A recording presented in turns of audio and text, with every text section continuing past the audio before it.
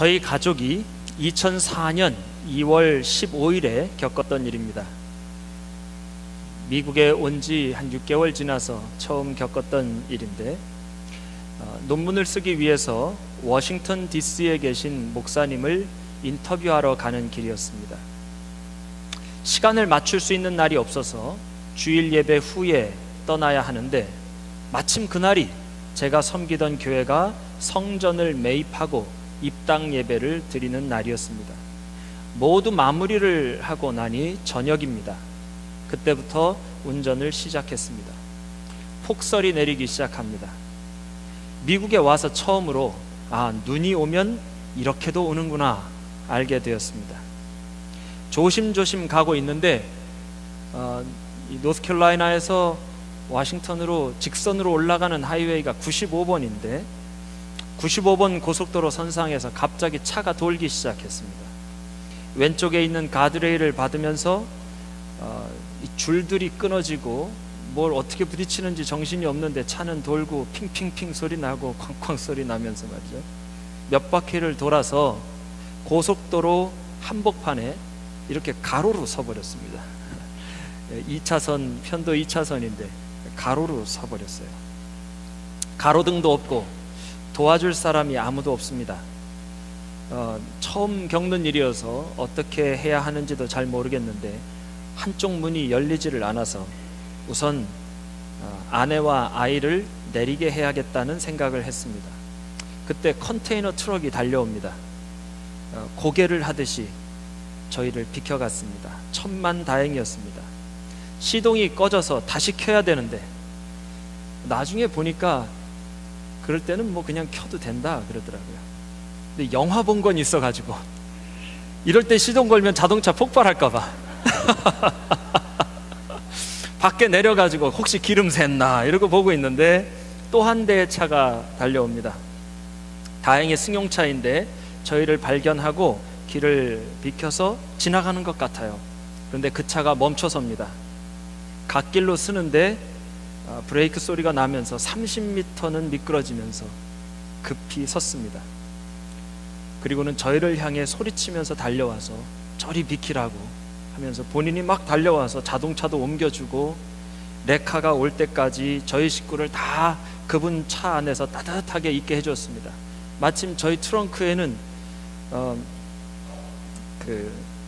입당 예배를 드리고 음식을 싸주셔가지고 김치며 이런 거 한 바리 있었는데 그거 다 들고 그분 차에서 레카차도 기다리고 가까운 호텔까지 데려다 주어서 안전하게 잘 처리할 수 있었습니다. 그분이 모든 처리를 다 해주셨어요. 감사의 이야기를 나누다 보니까 그분의 직업이 이렇게 고속도로에서 사고 난 차량을 옮겨주고 그 차에 탄 사람들을 호텔이나 병원으로 옮겨주는 일을 하시는 분이었습니다. 그런데 마침 가족 중에 일이 생겨서 남쪽으로 갔다가 다시 집으로 가던 길에 저희를 보았다는 거예요. 그리고 30m를 미끄러지면서까지 멈추어 서서 우리에게 달려와 우리를 구해준 것입니다. 호텔로 가는 길에 보니 컨테이너 트럭이 얼마나 많이 다니든지 모든 것이 하나님의 은혜였습니다. 저는 그 밤에 혼자 위험에 빠져 있다고 느꼈지만 주님께서 함께 계셨습니다. 그 시간 그 많던 컨테이너 트럭들을 지나가지 않도록 붙들어 주셨고 마침 그 상황을 가장 잘 해결할 수 있는 사람을 지나가게 하셨고 그 사람의 마음속에 하나님의 마음을 주셔서 저희를 돕게 하신 것입니다. 지금도 때가 되면 카드하면서 감사의 마음을 전합니다.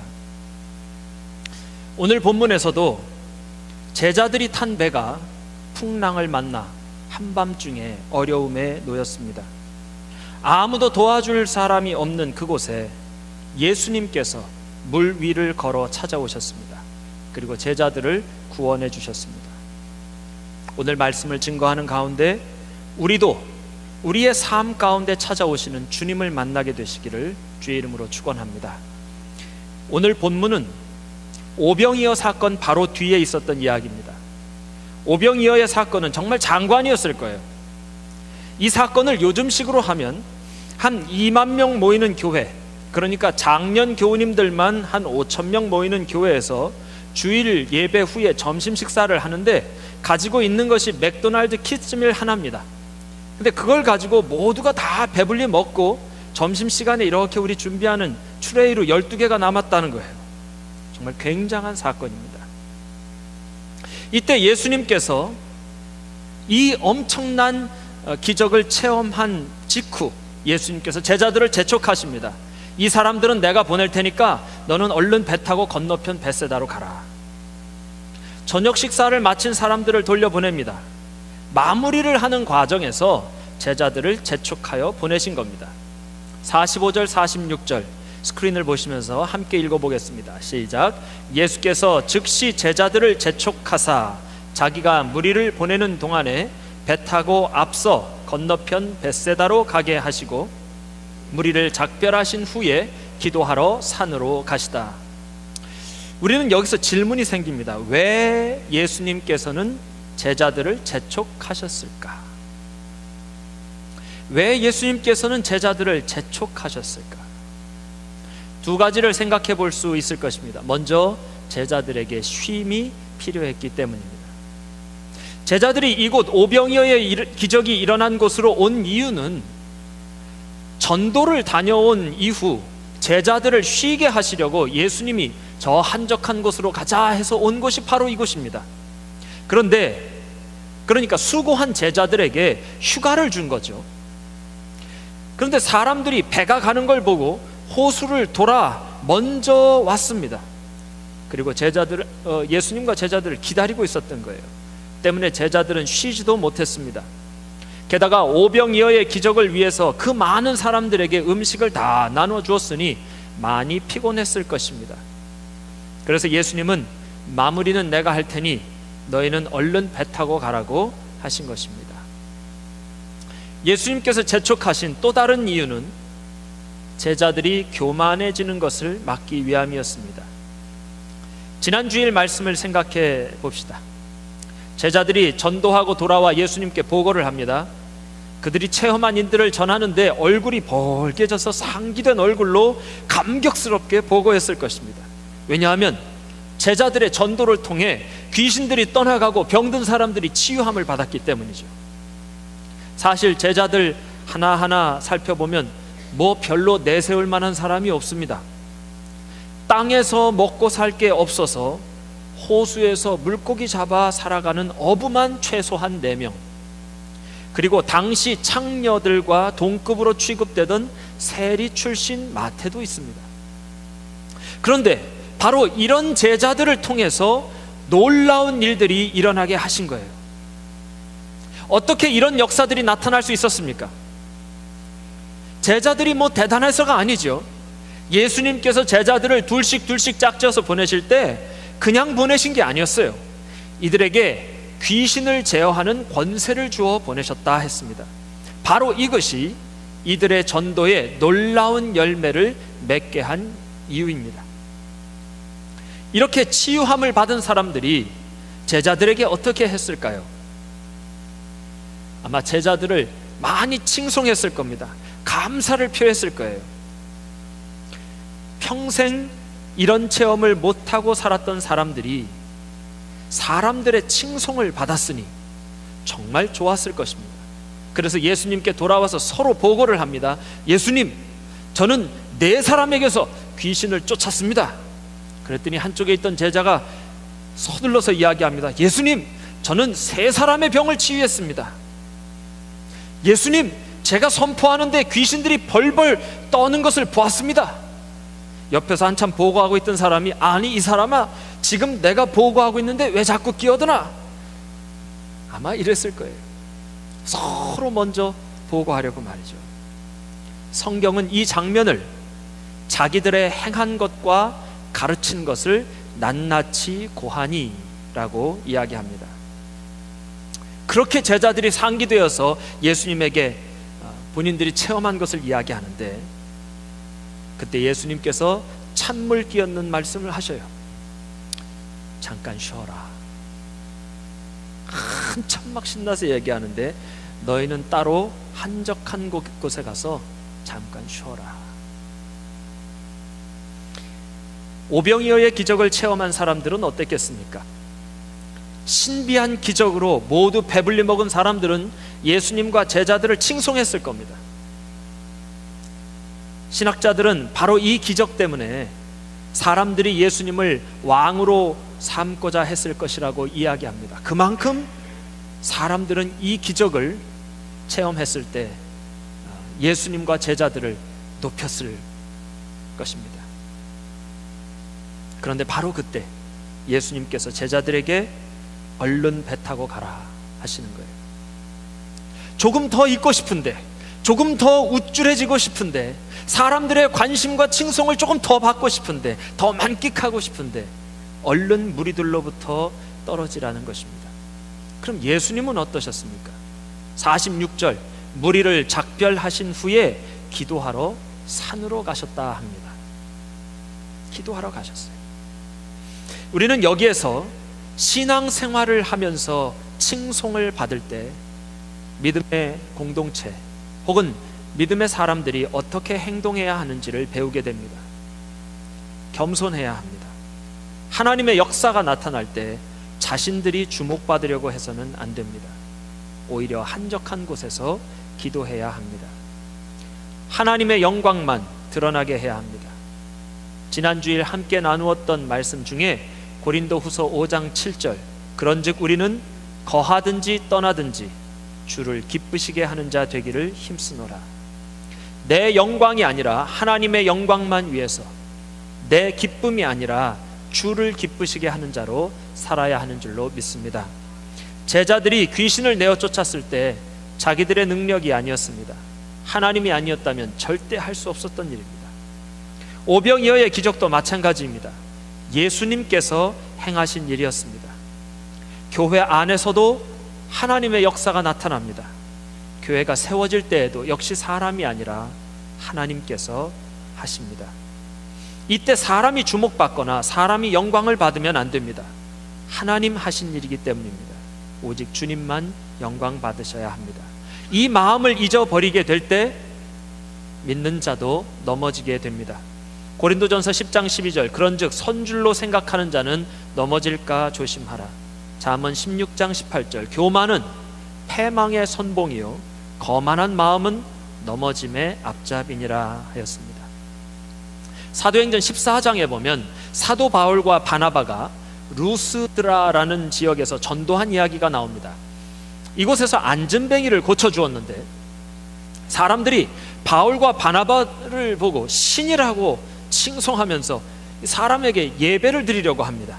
그때 바울과 바나바가 어떻게 하느냐면 옷을 찢으면서 그 무리 가운데로 뛰어들어가서 여러분 이러지 마십시오. 우리도 여러분과 똑같은 사람들입니다. 그리고 그들에게 하나님을 전합니다.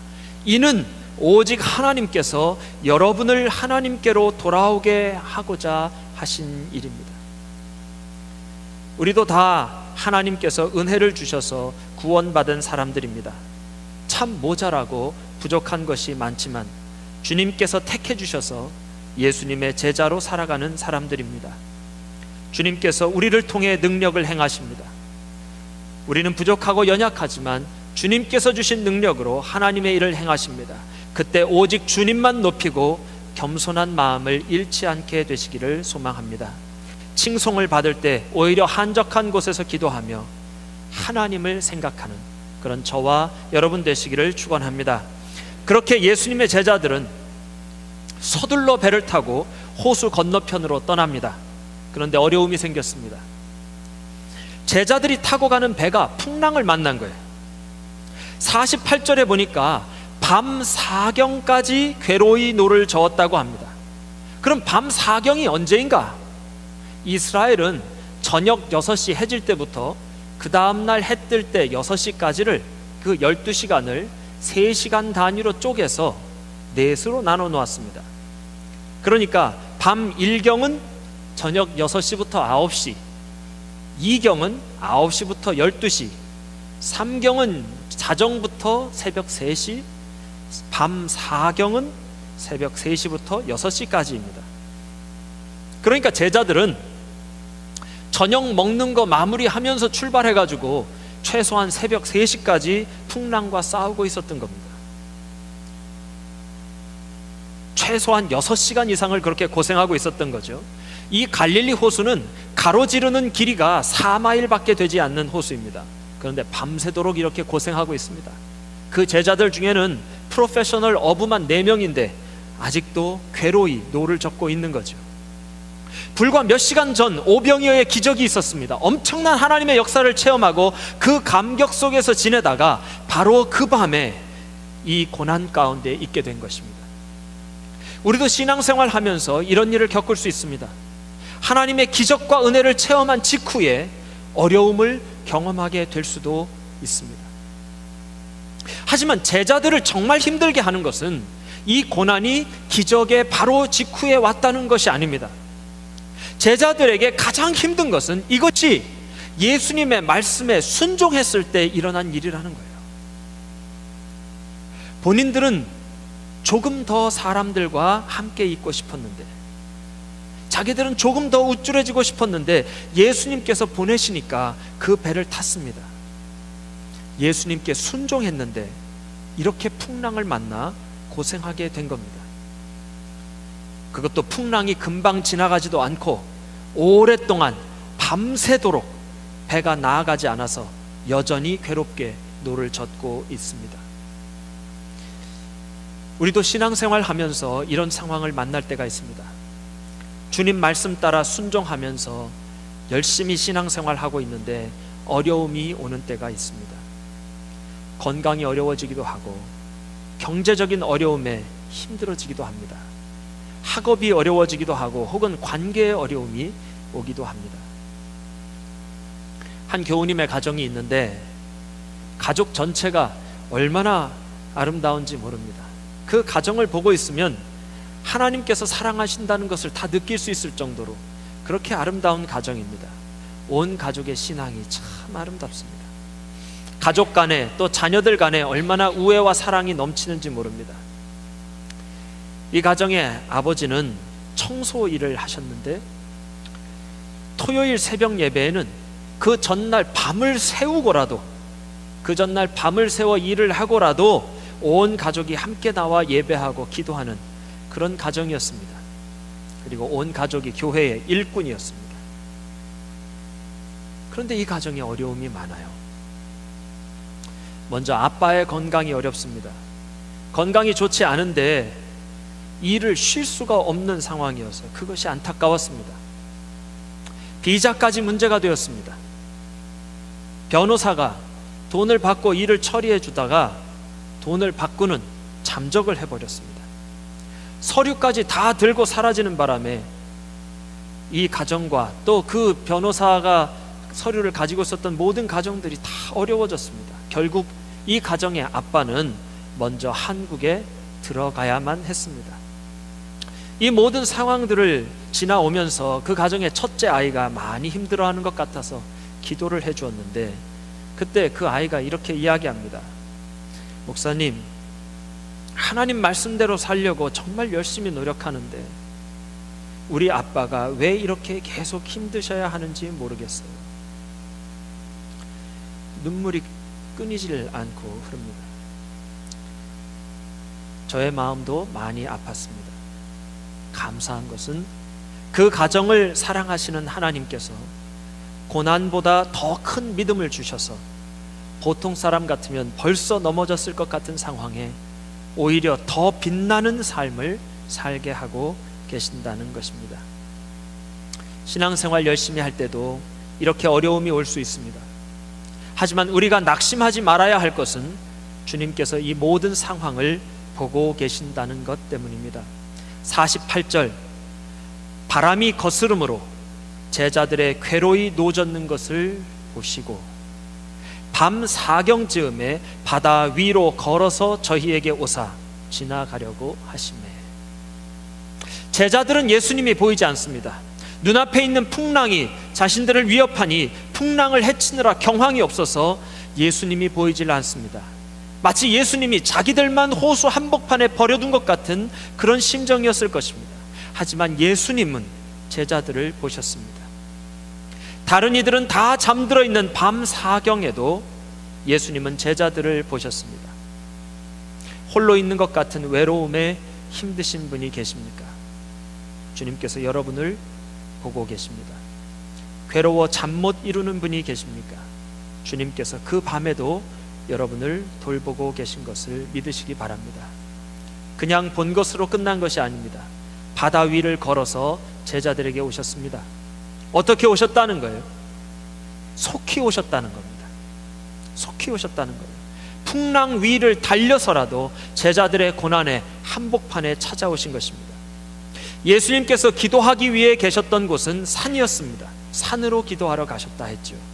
그리고 그 멀리 수울이나 떨어진, 마태복음에 보면 벌써 배가 수울이나 떨어졌다고 했는데 그 멀리 있는 배의 모습이 보일 정도면 아마 높은 산이었을 겁니다. 그런데 성경은 예수님이 보시고 산에서 내려와 배가 있나 찾아보고 근엄하게 걸어오셨다 이야기하지 않습니다. 예수님께서 보셨고 바다 위로 걸어오셨습니다. 무슨 뜻인가요? 한달음에 달려오셨다는 거예요. 한 번은 저희 집사람이 캐나다에 있는 가족을 방문했을 때 아이들을 데리고 수영장에 갔습니다. 그런데 둘째가 자꾸 뒷걸음질을 하더니 결국은 물에 빠졌네요. 그것도 어른들이 수영하는 곳에 빠졌습니다. 저희 둘째는 물을 겁내서 이 몸이 뜨는 것을 가지고도 이렇게 뭐 이런 것도 차고 옷에도 뭐 그런 걸 하고 그러지 않습니까? 몸이 다 뜨는데도 불구하고 이 수영장 난간을 잡고 이러면서 노는 그런 물을 무서워하는 아이입니다. 근데 그 아이가 튜브도 없이 어른들 수영장에 빠진 거예요. 이것을 보고 아내가 뛰어들어갔습니다. 근데 사실 저희 아내도 수영을 못하거든요. 근데 그 물이 얼마나 깊은지 뭐 확인하고 이럴 수도 없었어요. 그냥 아이가 빠지니까 그냥 달려들었습니다. 그리고 일단 아이를 건져야 한다는 마음에 아이를 들고 위로는 지켜 들고는 허부적거면서 이렇게 있는 거죠. 근데 다행히 누가 그 아이를 잡아주더랍니다. 근데 한참이 지난 것 같은데 아무도 자기는 안 구해주는 거예요.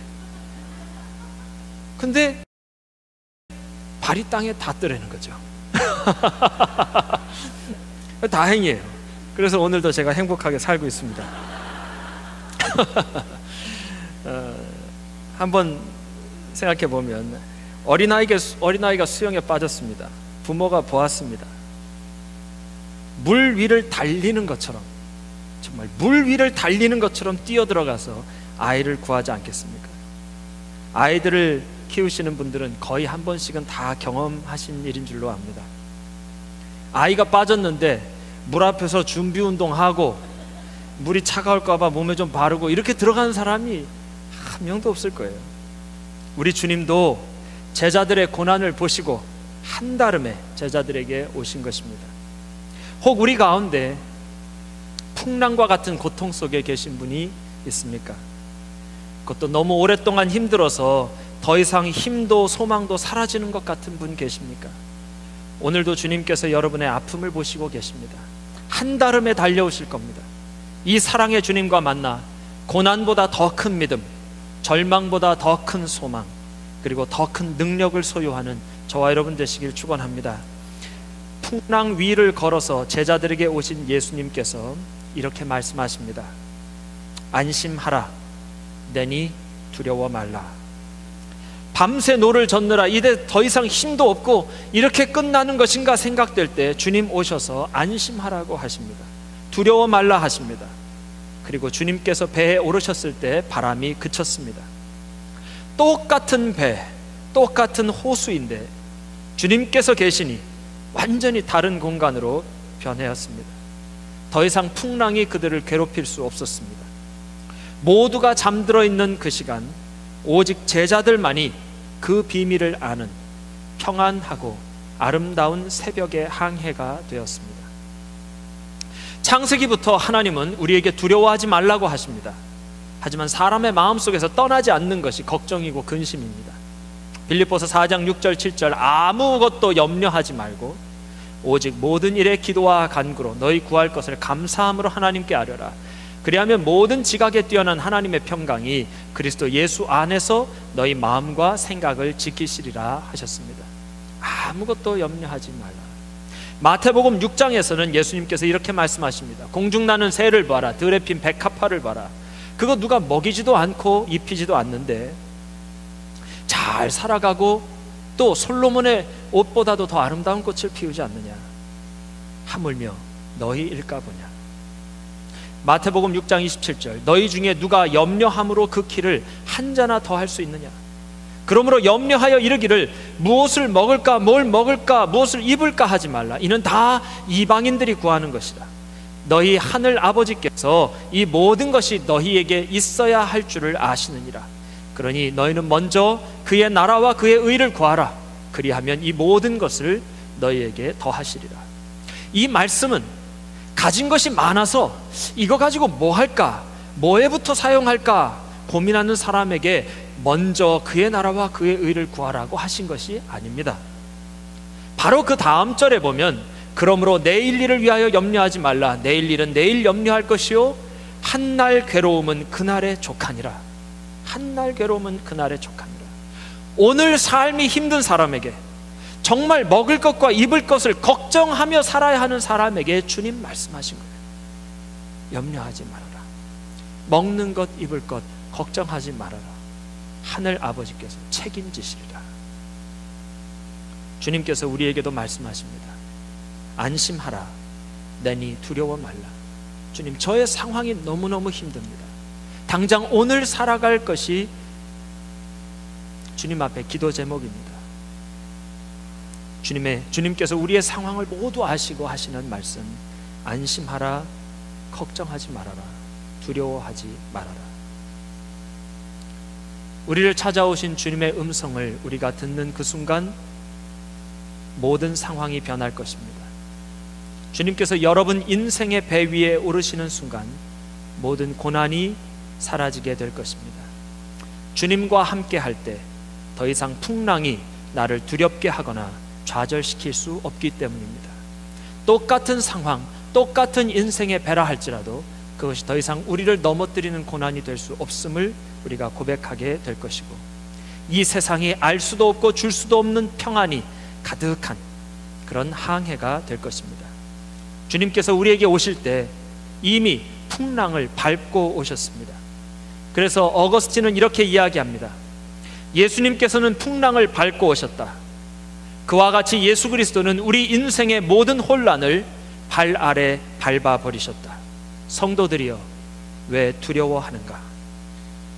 풍랑과 같은 고난의 한복판에 있을 때 우리를 찾아오시는 주님을 만나고 참된 평안과 소망을 누리는 그런 저와 여러분 되시기를 주의 이름으로 축원합니다.